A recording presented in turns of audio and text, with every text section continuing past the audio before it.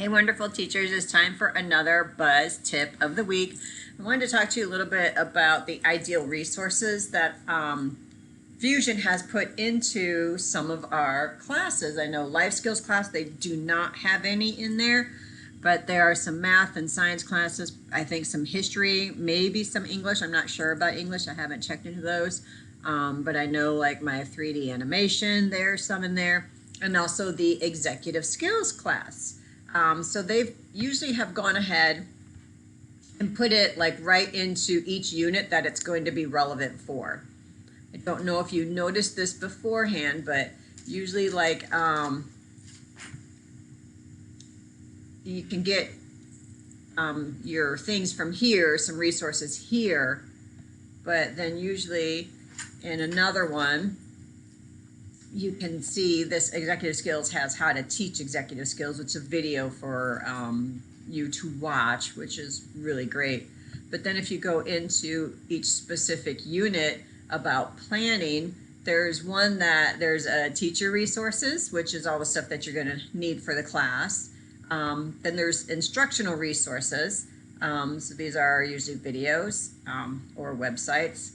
And then we see ideal resources for Unit 1. So they went through the ideal resources that we have up in our digital library and pulled some stuff down that's going to be relevant for us to use. And then all you have to do is, if you click on this and you like it, then you just drag it to the session number that you want it to go into, and then you unhide it. So you can click and drag. You can simply go here and move it to, and then you would just go like you want to move it to session 1. You want to use this during session 1 for the students.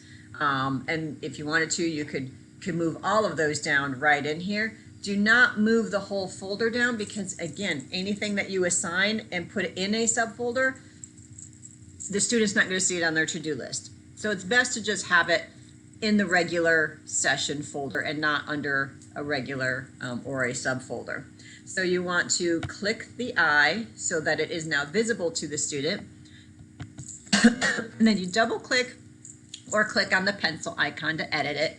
You can leave these instructions here if you want to. This is actually a link to the goals and going through the goals and how to write SMART goals with the student. So you might want to do that to make sure they know how to write SMART goals. You want to add a due date.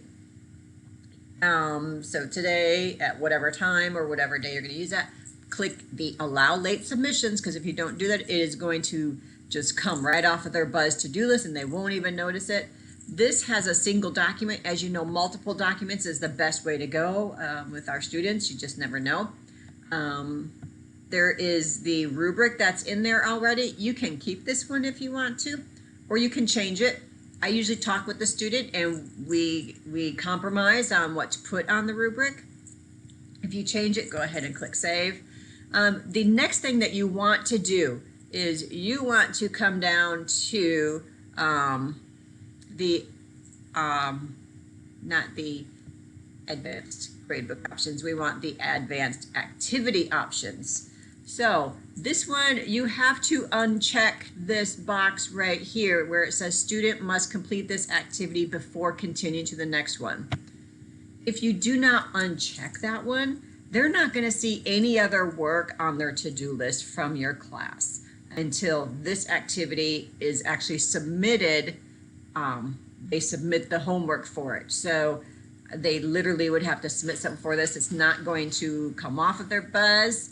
They're not going to see any other homework. So if they're falling behind on this one, but you need them to get other work in, that's not going to happen because it's stopped because of that box check. So make sure any ideal sources or resources that you use, double check those advanced activity options, because if that box is checked, the next activity is not going to pop up on their to-do list for them, and then the homework's not going to get done.